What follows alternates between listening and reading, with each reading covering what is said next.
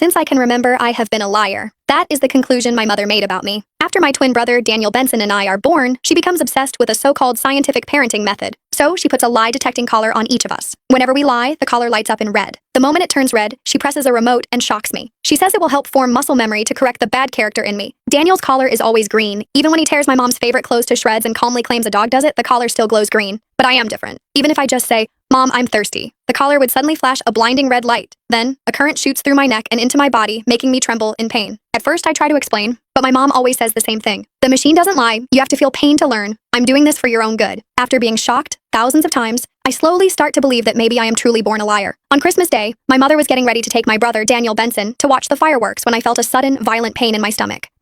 I curled up on the floor, breaking out into a cold sweat. "Mom, help me. My stomach hurts." My voice was shaking, but the collar around my neck started flashing red like crazy. Mom stood over me, staring down at me without a hint of emotion. She dialed the shock up to the highest setting. "So now you're pretending to be sick just to go watch fireworks with us? How could you even think to put on such a fake show? It's revolting. You're seriously rotten to the core." She grabbed Daniel and walked off. The door slammed shut, and the bang made my ears ring. I couldn't help thinking maybe she was right. Since the collar was flashing red, that meant I couldn't really be in pain. I must just be me pretending to be pitiful and trying to get attention again. I couldn't be any more sorry, Mom. If there were a next life, I would definitely try to become a more honest person. It hurts. The pain had me trembling all over. I clawed at the floor, leaving claw marks behind. Just then, the doorknob suddenly turned. Hope flickered in my eyes. Mom came back. Since she was a doctor, she must have realized something was wrong with me. She must have come back to save me. "Are you still not done with your act? The fireworks are about to start. Danny's already getting impatient." Standing at the doorway, she looked annoyed. "Mom..."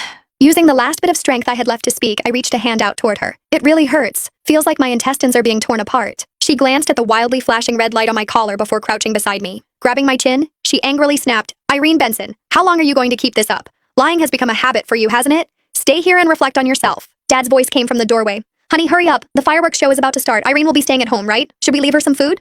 Standing up, Mom dusted off her hands as if she'd just touched something dirty. "Why should we? She's got a pile of snacks in her cabinet that she bought with the money she stole last time. She won't starve." Turning to me, she added, "Let's lock the door. She's not allowed out until that collar turns green." Dad hesitated. But what?" Mom cut him off immediately. "Being too soft on kids just ruins them. Look at how well-behaved Danny is. His collar's always green. Someone like Irene is just born bad. She needs to be corrected." But there was nothing in my cabinet at all.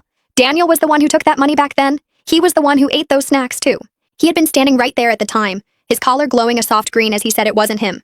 And Mom believed him.